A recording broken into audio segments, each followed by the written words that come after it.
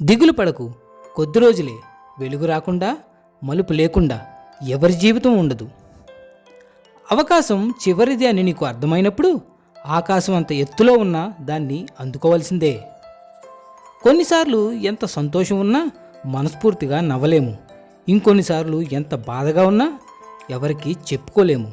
అవునా? జీవితం బరువు అనుకుంటే జీవితం మొత్తం కష్టంగానే ఉంటుంది. ఏది ఏమైనా జీవితంలో నిలబడగలను అని ప్రయత్నిస్తే నిన్ను ఒంటరి చేసిన ఆ ఓటమి కూడా నీ సహనానికి తల వంచుతుంది. బలం అనేది ప్రదర్శించేది కాదు, కష్టాలు బాధలు భరిస్తూ నిలబడేది. నమ్మకం అనేది బలానికి ఊపిరిపోస్తుంది. అది ఎప్పుడు అంటే నీ బలాన్ని నువ్వు నమ్మినప్పుడు. అర్థమైందనుకుంటా. ఎంత దగ్గర వాళ్ళకైనా మరీ అంత మంచితనం చూపించుకో. శ్రీరాముణ్ణి కూడా అడవికి పంపింది కుటుంబమే అని మర్చిపోకు. ప్రతి మనిషిలో ఎంత మంచి ఉంటుందో అంతే చెడు ఉంటుంది. వింత ఏమిటంటే మంచి కనపడ్డ వాళ్ళకి చెడు కనపడదు, చెడు కనపడ్డ వాళ్ళకి మంచి కనపడదు. కాదంటారా? బాధపడటం తప్పు కాదు, కానీ బాధ దగ్గరే ఆగిపోవటం చాలా పెద్ద తప్పు. చేరాల్సిన గమ్యం, అలాగే చూడాల్సిన ప్రపంచం ఇంకా చాలా ఉందని మర్చిపోకు. అనుకున్నంత సులువుగా కష్టాలు తీరితే నీ కథ అంత గొప్పగా ఎలా ఉంటుంది?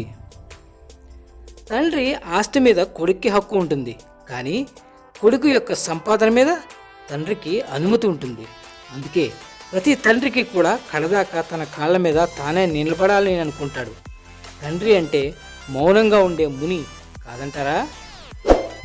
మిమ్మల్ని ప్రాణంగా ప్రేమించేవారు, మీతో చివరి వరకు కలిసి ఉండాలి అనుకునేవారు ఎలా ఉంటారు అంటే, మీరు ఎన్ని పొరపాట్లు చేసినా, ఎంత గొడవలు పడినా, పరిస్థితి ఎంత కఠినమైనా కూడా మిమ్మల్ని అర్థం చేసుకుంటారు.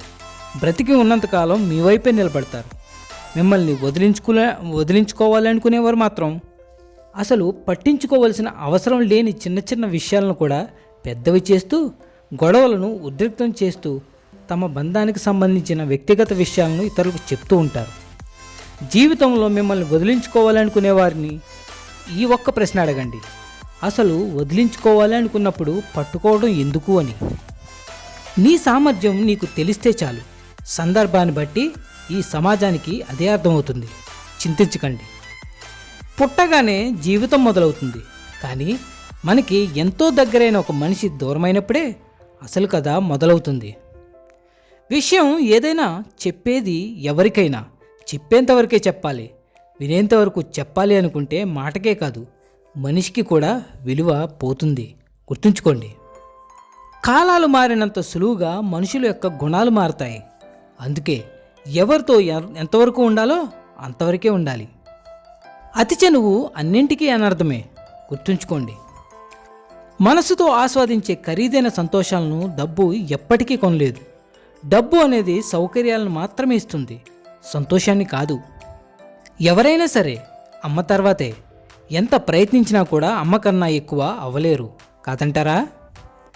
వయసుకు మించిన మాటలు వస్తున్నాయి అంటే స్తోమతకు మించిన సమస్యలు, బరువైన బాధ్యతలు, చెప్పుకోలేని బాధలు జీవితంలో ఉన్నాయని అర్థం. అందాన్ని, డబ్బుని దాటి వస్తేనే అది ప్రేమ అవుతుంది, లేదంటే ఆకర్షణగానే మిగిలిపోతుంది. మనకు వచ్చింది కోపమో బాధో మనమే చెప్పుకునే పరిస్థితిలో ఉంటాం చూడు, అంతకన్నా దౌర్భాగ్యం మరొకటి ఉండదు. కాదంటారా? ఒకప్పుడు వృధాగా ఖర్చు పెట్టింది ఇప్పుడు అది ఖరీదైపోయింది. డబ్బు కాదు, సమయం. సమయంతోనే సంతోషాలన్నీ కూడా వెళ్ళిపోయాయి. కాదంటారా? కష్టమైన కొన్ని చెయ్యాలి, ఇష్టమైన కొన్ని వదిలేయాలి. అప్పుడే నీకు నువ్వు ఇంకో కోణంలో పరిచయం అవుతావు. ఒక చిన్న పరిచయం బంధంగా మారడం అంటే పిండం బిడ్డగా మారేంత కష్టం. కాపాడుకుంటే కాటి వరకు, కాదు అనుకుంటే కాలక్షేపం వరకు. నిర్ణయం మీదే. భగవంతుడు అంటే ఒక విగ్రహం కాదు, ఒక ఆలోచన మార్గం. ఆ మార్గంలో ప్రయాణం చేస్తేనే అతని మనసుకు దగ్గరవుతావు, లేదంటే గుడికి చుట్టుపక్కలే మిగిలిపోతావు. అర్థమైందనుకుంటా. ఇక నిజానికి వెళ్దామండి. ఒక వ్యక్తి కొన్ని మైళ్ళ దూరం ఒంటరిగా ప్రయాణించి చివరికి తను ఇంతకాలం విన్న ఆ వరాల చెట్టు దగ్గరకు చేరుకుంటాడు.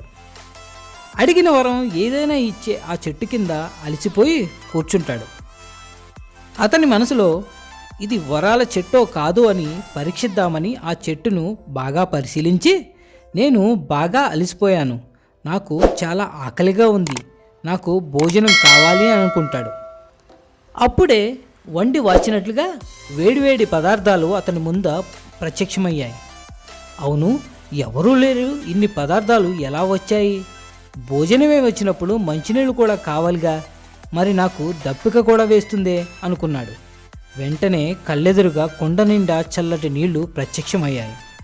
సుష్టిగా భోంచేశాడు. కడుపు నిండింది.